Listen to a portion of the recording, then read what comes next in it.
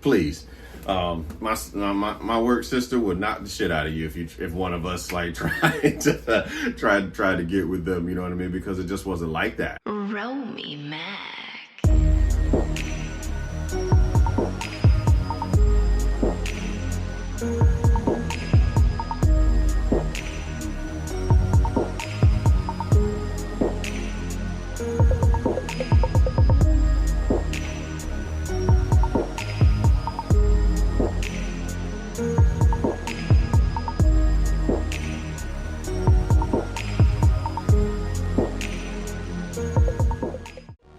What do you remember life was like before talking to girls and women? Well, I remember it being nothing but video games, cartoons, TV shows. There was no giddy feelings. There was no anxiety, anxious, feeling like you weren't good enough, putting girls on pedestals, those types of feelings. So life before that was merely just trying to essentially hang with the homies, just kick it with your friends and do, and have similar interests. We're into whatever it was, G.I. Joe, whether it was Transformers, it was Captain Planet, if it was Ninja Turtles, for sure. Definitely Ninja Turtles, man. And going to each other's houses, seeing whose parents got them like all the accessories that were big at the time. So at my house, there was the blimp. My parents got me the Ninja Turtle blimp. I think that was Christmas of '91, perhaps. Same when I got my Ultimate Warrior wrestling buddy from my grandma. And I think we were in Cuba. So Christmas of '91. But the Ninja Turtle blimp, I had the Ninja Turtle van. Yeah, I had a Ninja Turtle van. I think I jacked up a door or something on it, but I had a Ninja Turtle van. And so, we would go to different houses. And I remember going to my godbrother's house, Lily. Lily had the entire fucking sewer. And I think he had a Technodrome. So like, we thought he was hot shit. Me and my cousin, Richard, actually, when we were younger, we went to visit my Aunt Coco in Norfolk, and, which is my godmother or whatever. And we go and, we're up there, and Lily's like being selfish, like being a kid, like you can't play with my toys type shit. And I'm like, yeah, we playing with this shit. You got the Technodrome and the sewer. So there was, that's really what I remember life being. I don't want to get too much in on that situation. It's not really relevant to what the point that I'm making. But the point that I'm making is that before talking to girls, before trying to set up dates, before trying to find out if she likes you, you like her, and all this other shit, it was about just focusing on things that you were actually interested in. And not to say that you're not interested in girls, but what I'm saying is that before that part of your life, that switch turns on, it is about literally just having the things that bring you joy. and in a sense of like you don't need anybody else type thing. Granted, you might have other friends and things, like just hanging with your friends, watching, like I said, just watching TV, whether it's, you know, Power Rangers or VR Troopers, Biker Mice from Mars, wrestling. Yes, really, that was life. It was waking up every day, learning how to be a wrestler, fighting, you know, play fighting and shit like you were a Ninja Turtle. I'm Leonardo. No, I'm Donatello and Michelangelo because he eat pizza and likes to have fun. Those things were going on back then. It was about just being in the imagination. That's what I remember, at least for me, and my experience with life before I, you know, got bit by the bug of like being into girls, and so there was cartoons. So I would watch a ton of cartoons, Looney Tunes for sure. I used to eat Salisbury steak TV dinners. That used to be like my go-to when we were in Cuba. There was this game show that used to come on with Michael Mara as the host. I forget what it's called. I don't know if it's called Think Fast or something like that. But that would come on at 7. Looney Tunes would come on at 7:30, and I did not miss. That, you know, I had the TV. Mom would make sure the TV dinners was good. It's crazy what you remember, photographic memory and stuff like that. But I would do that. That's really what life was. My room was filled with nothing but, you know, wrestling men and Ninja Turtles. I was, you know, my friends would come over the house. We would play Nintendo. And what did we play on Nintendo? Ninja Turtles. Everything was about them damn turtles. Birthday parties, the cake on Ninja Turtle, the Mario Brother cake. And I think one time I shared it with this kid named Montreal. And Montreal's birthday, I think, is like the day after mine. So when we joined the party at Miss Lisa's house in Cuba. It's crazy how much you remember, man. But I had the white Mario cake. He had the black Mario cake. But we had 2 cakes and we made it work. But I mean, that's really all life was, man. We just, what Nintendo games you got, man? What games you got? That was it. There was like almost like hunter-gatherer situation where you got exports of goods. We had video games. So you go to this kid's house or you talk to this kid in class, like, hey, what's up, man? What's your name? All right, I'm John. Okay, I'm Tommy. Hey, you got Nintendo? Actually, I got Super. You got Super Nintendo? Man, my mom won't buy me a Super Nintendo yet. You know, it was that was like the joy. You had like just that joy of that. Now, the people that I grew up around we weren't big on comics. So, you know, that comic shit wouldn't come until like later on, like for me as an adult, really. But for me, it was just Ninja Turtles, who also originated from comics, go figure. But like Ninja Turtles, like I said, wrestling. I mean, wrestling everything. They had the wrestling ice cream bars. Used to get those from the ice cream truck growing up. Miss those, man. I really, really miss those. Hogan was everything. When you hear that music hit, and you've never seen a child light up more, man. It's like, for WWF, it was like seeing Hogan. For WCW, it was seeing Sting for me. Like when Sting would just he would light it up. He would light it up for a little kid, man. Just wanted to be a wrestler. And Ultimate Warrior too. Ultimate Warrior was all energy. I'm talking about all energy. From the moment he hit the curtain till he get to the ring, he's running. And sometimes it would be like long entrances and stuff like that. So it'd be like, how the hell does he do that? I'm talking about full speed. Ultimate Warrior is at it. He's on the go. He is TTG, trained to go to get into the ring. And but that was excitement. I mean, that was nothing more exciting than to see your favorite wrestler win. You know, that's what we were programmed to believe back then. And is it because it was like the fairy tale age, the golden era, they call it, of wrestling, where you had the ultimate bad guy, so Sergeant Slaughter, sometimes Macho Man, sometimes the Big Boss Man, sometimes Earthquake, and you had the supreme superhero to the kids, which was Hulk Hogan. And Hulk Hogan was, he was everything. I mean, you name it, he had it.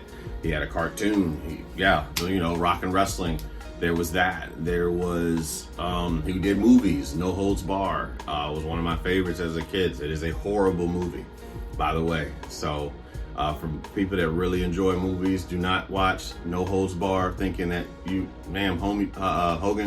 Hogan could have won an Oscar. No, he could have not. In my opinion, no, it's horrible. It's a horrible movie, but there's nostalgia connected to it. And it was fun, man. It was fun. Like I said, from a toy perspective, man, I had the best fucking childhood, and I stand on that. My parents would stand on that. Their bank accounts that stood on that. But I'm talking about just supreme joy. It was just a time. It was a simpler time, and I wanting to be in boy bands for sure. Life, like, again, this is all before like thinking about girls, talking to girls, not even know what to say to them, and it would be like wanting to be in a boy band, not to get girls. It was more about just being in a boy band. So like New Edition, I wanted to be Ralph Tresvant and Ronnie, because Ronnie was, light skinned like me, so I wanted to be, he looked cool. I like the way they dressed. And as big as Bobby was, I wasn't really the craziest Bobby fan. But looking back, I would have been a Bobby fan, knowing what I know now, because Bobby was the best dancer in the group, and I stand by that. I know Ronnie can get busy, but Bobby, man, Bobby would snatch your girl off of dancing on the dance floor. That's just how cold he was, man. And New Kids on the Block. I think I don't know why, but my mom bought me this book. I guess because I like like I said, I like the songs, The Right Stuff, Step by Step, I'll Be Loving You Forever. I had a tape that had I'll Be Loving You Forever on side A, and on side B was the instrumental. And I would run that bitch, so many times. But life before girls was just like, I got in less trouble. I'm sure my mom would agree to that. I got in less trouble when it came to not being involved with girls just yet. The most thing you would get me is probably not getting my way, not being able to get a video game when I wanted, not being able to get this wrestling man we saw in the stores, and that's really all it was. I would light up when my mom would say, "We're going to Walmart." Oh, we are? Okay. Wrestling men. That's what the fuck it meant. And sometimes Toys R Us. Those are certain things. You can have your Chuck E. Cheese, man. I didn't give a fuck about a Chuck E. Cheese. But Toys R Us is going down. KB Toy Stores is going down. I'm trying to think what else. If you're old enough to remember back in Virginia, when we moved there was a spot. This is long before GameStop was even big. It was called Funko Land. And Funko Land, you could go there, you could trade your old video games. And my mom hated that shit because of all the money she spent on that, and being like, that's all I'm getting for that? Because I turned in, I remember when I got a PlayStation. This makes me, 11, 12, something like that. I think it was 11 or 12. And no, yeah, it was 12. Or was it? Yeah, no, I was 11. And I heard about it from some kid in the neighborhood, I think, probably Darius. Darius had a whole bunch of information about shit. But he was I think he told me, it was one of us in our group in BG, had mentioned about Funko Land. And Funko Land, you could go there and you can trade games, the same way people do with GameStop now. I traded in everything I had for Super Nintendo, everything I had for Sega, to put towards getting games for the PlayStation 1 that I just got. I take that back. I was 13 because my PlayStation came with Game Day 98. But Game Day 98 would mean I would be in the 8th grade, I think. So yeah, I got a PlayStation 1 in like 8th grade. So I would go to other people's houses for that. All right. So that's all life was, man. Like, I wasn't really thinking about trying to be stylish for no girl. I even remember 5th grade, Florence Bowser, right? I'm in Miss Carey's class. Like I said, girls are the least on my mind and stuff like that. I don't even know what to do. I got anxiety. I'm shy. I talk to myself in class, all kind of weird things that little boys do. But as being the only child for so many years, there's like a it's like a almost 8-year gap between me and my brother, you know, younger brother.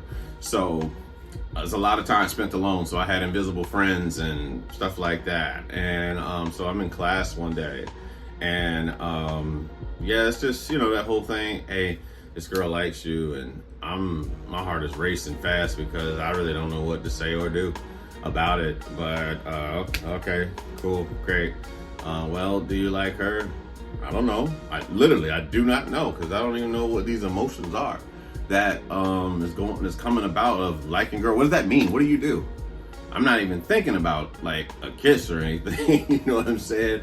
Like, it's just, my focus was, man, I wonder what code I can put in for Mortal Kombat 3, because Mortal Kombat 3 came out in 5th grade, and I like, yo, what codes can I get to do like combos and, you know, fatalities and all that shit. That's where my head was. My mind before girls was all about video games, wrestling, and Ninja Turtles, and nothing else mattered.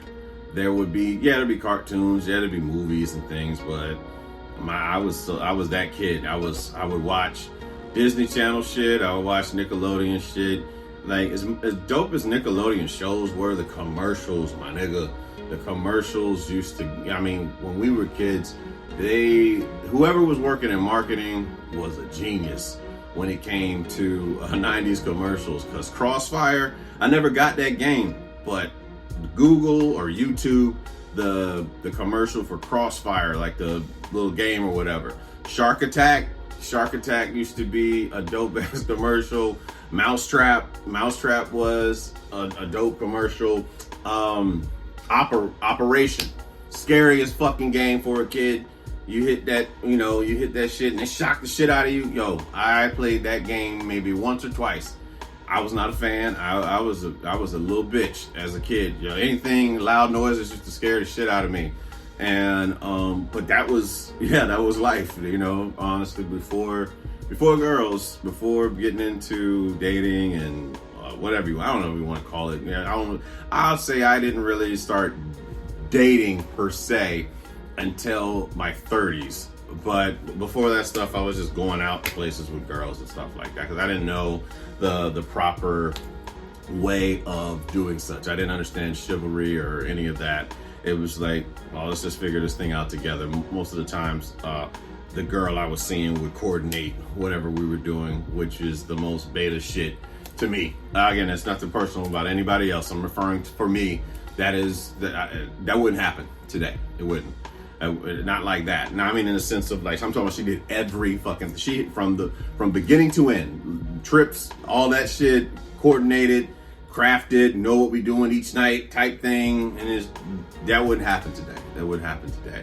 But before talking to girls, before talking to women, there was Leonardo, Donatello, Raphael, Michelangelo, Splinter, and definitely April O'Neil.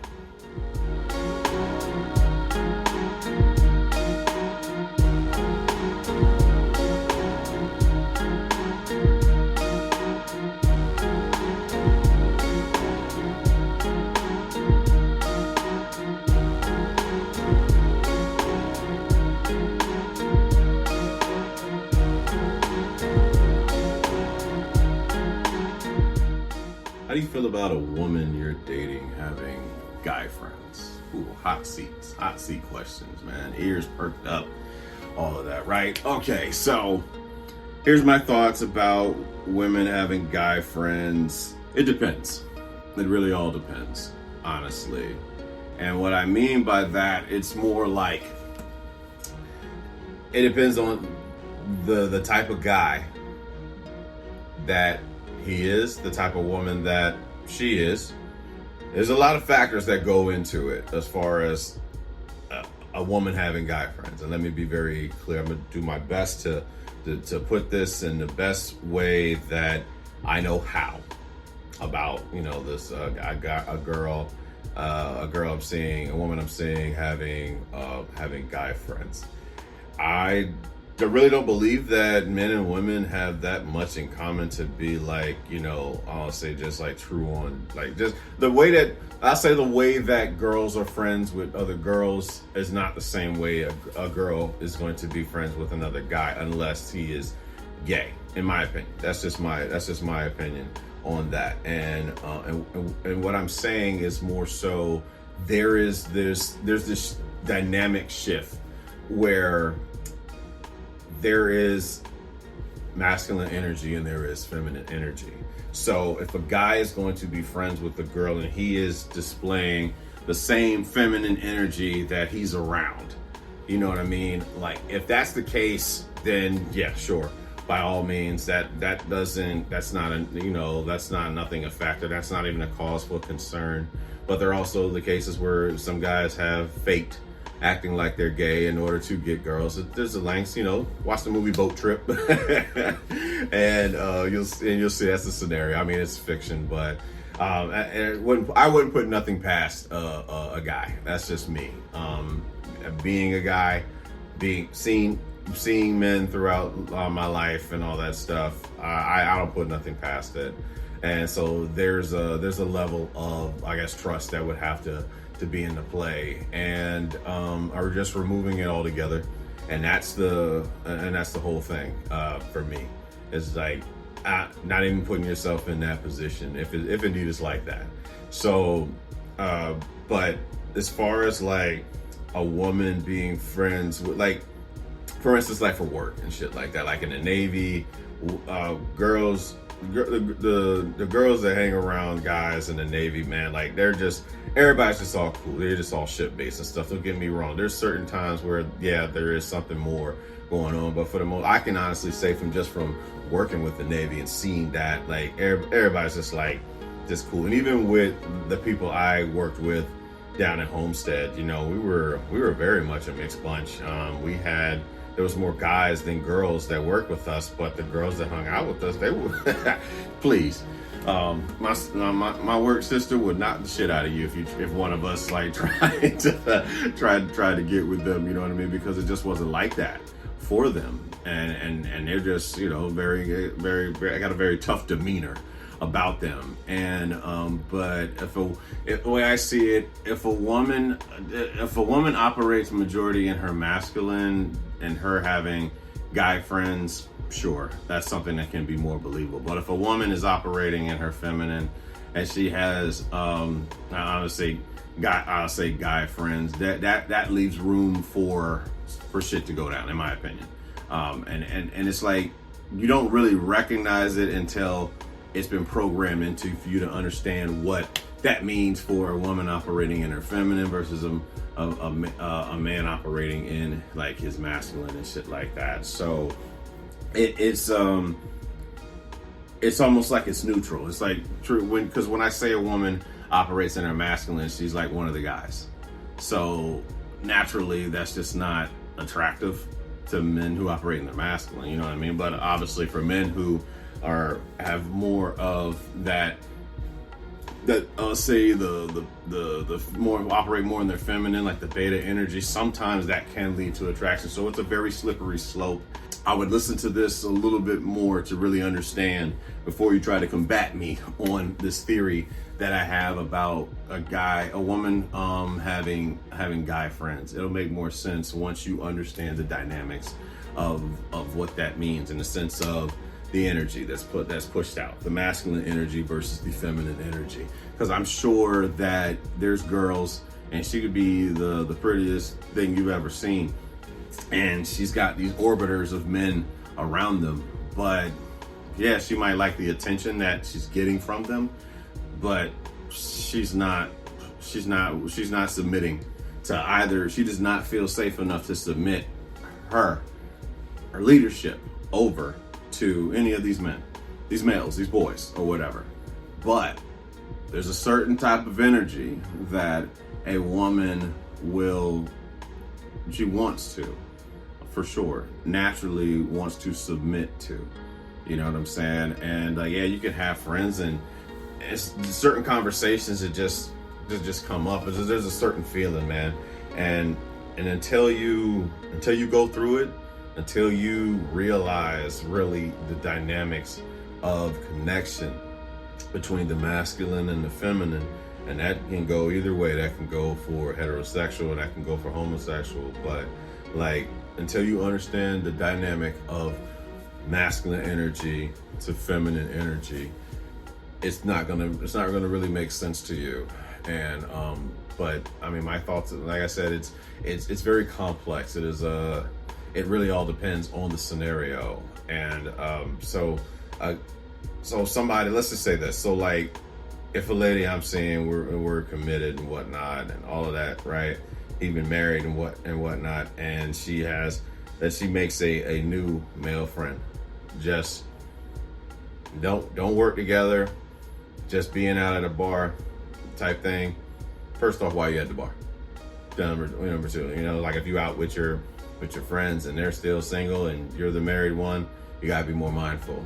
And as far as like linking up, I don't believe there's any reason for that to go down that way. There's no cause unless they have a business, and even still, that's still questionable. It's just there's a judgment call with that about what we invite into our lives in that matter. You know what I mean? And that's the truth of the matter. A woman I'll say this, yeah, a woman that tends to put on a very standoffish thing, like a standoffish appearance about herself. I believe she can manage having male friends more than the one who tends to operate predominantly in the feminine, because it just generates a natural attraction to feminine and a woman versus the masculine of the man and shit like that. Like attraction, man. Attraction is it's interesting, right? It's very interesting. And just going around like creating new friends. Like I said, it's a slippery slope. It's a slippery slope. As for me, do I necessarily care for a woman having guy friends? No, not necessarily. But for somebody that they like grew up with, and it wasn't anything like that. It literally like families know each other and all that. 'Cause I have a lot of that in my life. You know what I mean? And so to be a hypocrite and be like, nah, you're not gonna be able to rock with, like hang around him anymore. But they know each other. They grew up, they grew up knowing each other through careers, through high school and middle school and all that other shit. Just like you know what I'm saying, like you knew each other. It's very cautious about how you run your frame as a man. And the objective is to protect the feminine, right? It's to protect the feminine. And sometimes protecting the feminine means sometimes removing things that are no longer of use. You know what I mean? And it depends on the type of relationship that it was, like befriending ex-boyfriends and shit like that. Depending, like I said, it really depends on how recent, how many, like if kids are involved, that type of thing. But if y'all are not, if there's no connection there anymore, you guys broke up for a reason. Yeah, I don't really see the need, unless that's like y'all friend group. I believe y'all know what the fuck I'm talking about. I'm just trying to narrow it down to and simplify this shit. But that's what I said. Like it really, really depends. It really does depend. Like the situation, as far as like the woman I'm seeing, or committed to, married to, whatever, having guy friends. It really would all depend. It would all depend. And it's like, what's the purpose? Is that person like genuinely invested, or are they snipers? They're waiting in the foxhole, for you to fuck up and then, yeah, slide right in. So when you love something, when you value something, you do your best to protect it, and not necessarily mate guarding, because that's, there's really not much you can do about that. A woman gonna do whatever it is that she chooses to do. Yeah, her having guy friends, it's not something to be like, hey, babe, I met this guy, his name's Barney or whatever, and we got we became friends. Based on what? Y'all work together? Nope. Y'all know anybody together? Nope.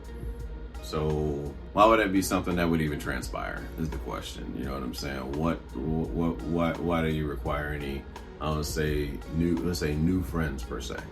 But you know, again, that's all about where interest is. You know what I mean? A lot of us had a lot of trauma. So attention seeking comes out in various forms. Speaking from experience, attention seeking come out in various forms, and it's just like meeting new people or what have you. And so I say again that it very much is like it depends. You know, if you guys work together is one thing, and it's just about the conversation, how it's being, you know, how that conversation is even coming about. If there's like a strong friend group or something like that, you guys all grew up together, respect. You know what I mean? I have women in my life that are literally like the sisters I've never had. You know, and I wouldn't dare trade them for the world, because I understand where to keep them. You know what I'm saying? And it's just been that bond. Like, it ain't even like that. It's literally just like being around, because it is family. It's chosen family, and people, like I said, people we knew from the military. People that you know, we all grew up to. We essentially grew up together, and there was never anything like that. You know. I'm sure at one point in time, you know, when guys get together, you look at the girls that's in your shop or something like that, and you guys might have a conversation, but none of us, especially back then, being as beta as I was, would never execute on that deal because too afraid of rejection, number one. But to even go forth with that, it's just recognizing like there's we know the difference. You know the difference, man, and it's all about it just boils down to who you're choosing to be in that relationship with, as far as that woman goes, where she's befriending, like you just happen to notice all these new, like these guys, these new names of guys and shit like that keep popping up that she never really mentioned before, and y'all been talking for like a minute. You know what I mean? It's like, okay, keep note in the back of your mind. And then also time and schedule. And that's a whole nother thing. You know what I'm saying? Like, if indeed she has genuine burning desire for you, she's going to prioritize you. But if she's like, nope, I actually made plans with Dennis today. I actually made plans with Eric. I made plans. Yeah. Quietly remove yourself from the situation is where I would be with that, because there's only so much of you. You know what I mean? Especially at this point in our lives, you know, being 40 and stuff like that, and people around our age. So, priority. I think it just varies. You know, I would say the main thing to pull from my response about this question is like, it really just depends. It solely depends on the dynamic. You know, as far as a woman having guy friends that I'm seeing, and it's, you know, do they work together? And you know, is it simply just about that? Is it like again, the friend group and all that shit? You know what I mean? Is it like, is she friends with, you know, like one of your homies that's his girlfriend or something like that? You know, it becomes, there's a difference when there's like the free agency and then there's your tribe, if that makes sense. And the ones, and we all know the difference between the people that are in the free agency in our mind and those who are a part of the tribe. So it's not something that we really need to kind of, you know, play stupid on, gaslight, if you will. You know, for real, about the ones that are definitely open for attack, and then the ones that are a part of the tribe and the family, and it's keeping a fine line in between that. But that's my thoughts on seeing a woman and having guy friends.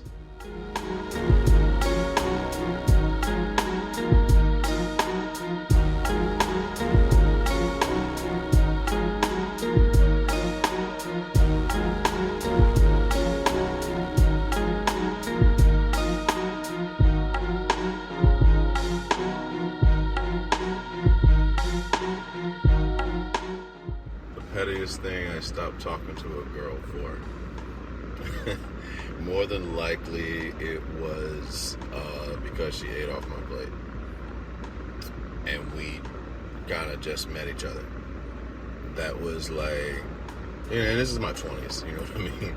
This is my 20s. This is back where you were not touching my lobster and shrimp linguine from Bahama Breeze. I didn't care who the fuck you were. So for a stranger to reach across and reach for one of the shrimp on my plate was not about to go down.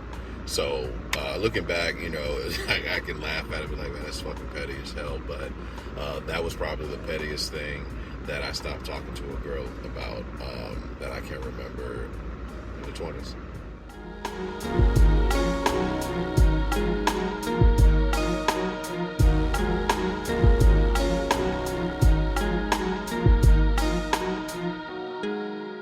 Of the music you love, what's been your favorite catalog to explore? Now, the music I love, number one is Michael, for sure. Michael, New Edition. And we can cut the deck. Like, there's nobody else gets that close. And 80s J.E.T., excuse me. 80s J.E.T. Michael, I say Michael, all-time Michael, wherever, it didn't matter what decade it was. The New Edition, specifically Heartbreak album, that's just like one of my first albums ever. And then 80s J.E.T. 80s J.E.T. is untouchable, bro. Untouchable. So like between Control and Rhythm Nation, and Rhythm Nation is really more like, that's 90, that's 1990, but she did some stuff in 89. You get the point. But like anytime Janet has ever hooked up with Jimmy Jam and Terry Lewis, it has been phenomenal. You know what I mean? Like, Come Back to Me is probably one of my favorite songs of all time. I would put it up there close to A Human Nature. That's how much I love that record. Come Back to Me, Let's Wait a While. Those two in particular, those are probably my two favorite Janet songs of all time.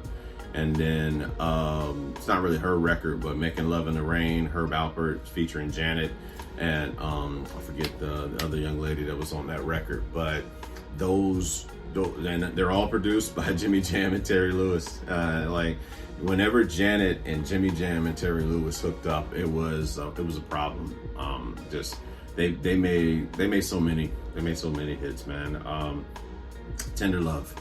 You know, like, they produced Tender Love, they produced You Remind Me by Usher, they produced Human by the Human League. Their catalog is insane. But if there was a catalog of music that I enjoy, like, exploring, just like from not knowing, it is a toss between like easy listening.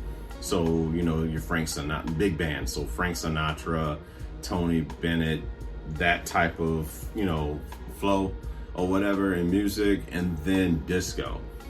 Disco was fun to explore because it's like, all right, this sound, every sound has, you know, is the kick hits on the one and the, you know, on the one and the nine, you know what I mean? For those who understand, like using Reason and stuff like that for, you know, for like producing.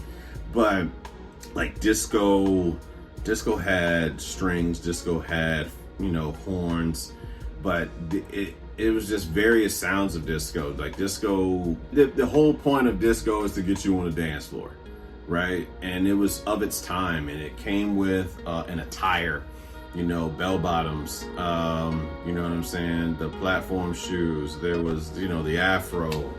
There was a sense of freedom that came about during that time frame, man. And style, you had to be stylish, bro, and you had to know what to do. Like, if you didn't know how to do the hustle, that's what I'm saying. Like, I enjoyed, you know, being young and just at that time wanting to be validated, so trying to act like I was, you know, a part of like disco and shit. But I loved the sounds of it. I mean, it was so many artists that I gravitated towards, mainly Casey and the Sunshine Band, though. Casey and the Sunshine Band, I'm Your Boogeyman, Do You Want to Go Party, Shake Your Booty. There was just, That's the Way, I Like It, Boogie Shoes. Casey just had it. He just had it, man. And I mean, talking about huge huge records, just playing over and over again. I love that pop, that really was like that pop sound, you know what I mean? Like it was different, you know, because obviously the kids my age are listening to whatever hip hop and R&B that's playing on 103 Jams and Z104, but because of the fact that my mom really didn't want me playing the music that was playing on the radio in the house because of, you know, it had curse words and shit in it, I would go through my dad's music collection. And I remember going through like the disco records, and I was like, oh, this shit hit.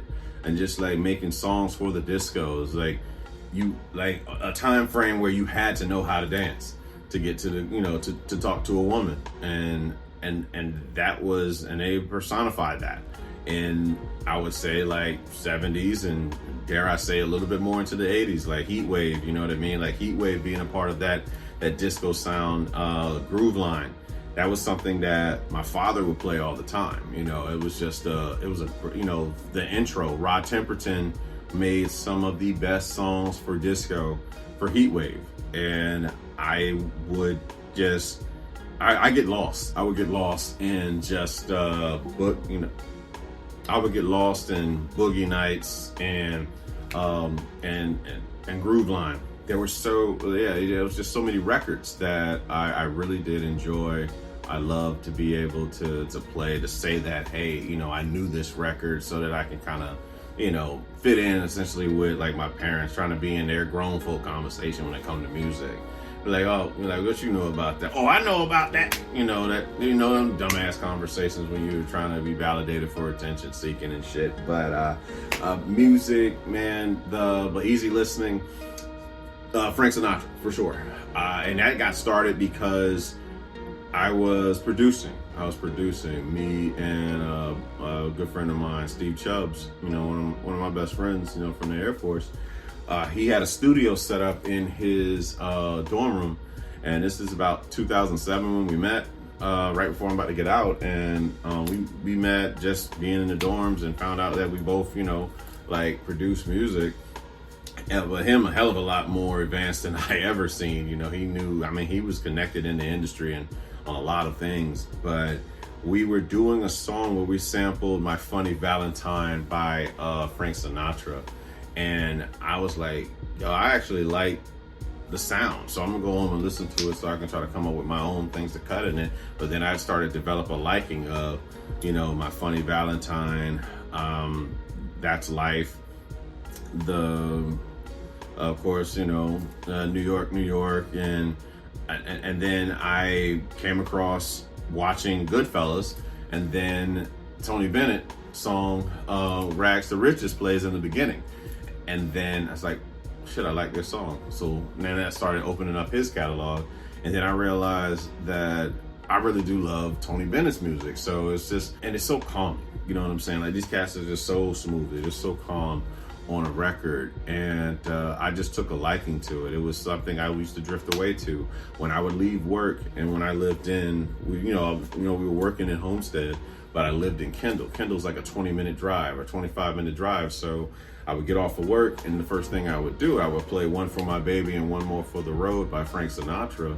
And I used to go to sleep and keep it on random. You know, they were the first two in my sleep mix, Tony Bennett and Frank Sinatra. I would just, you know, go to sleep with that on random.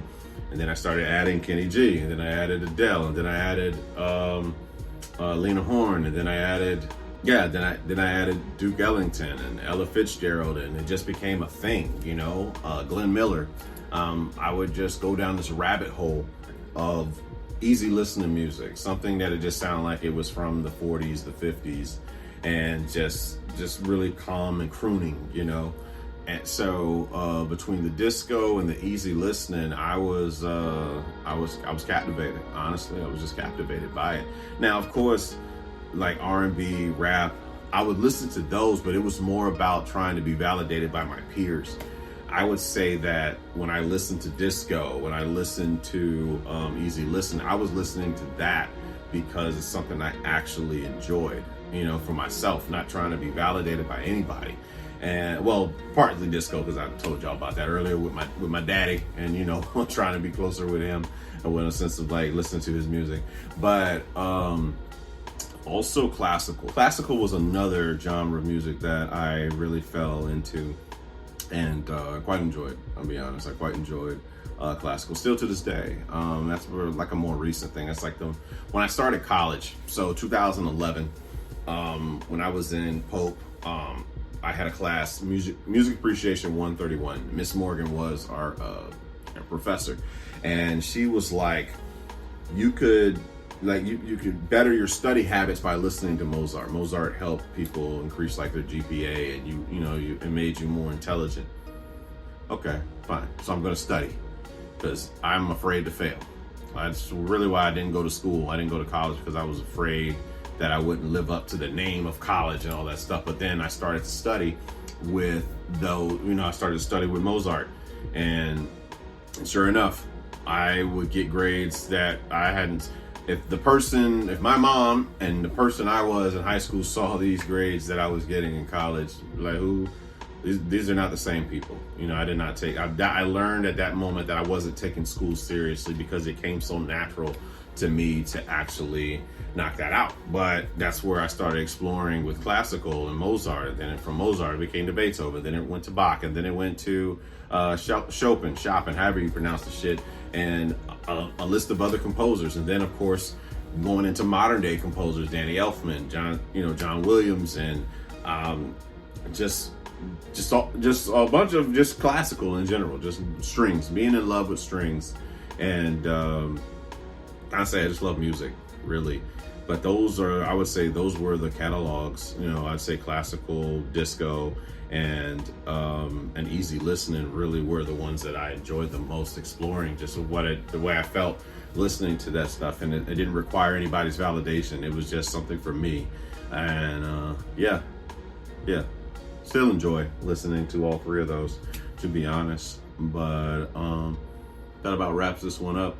So I want to thank you guys again for rocking on this journey of this episode, and be sure to like, comment, subscribe.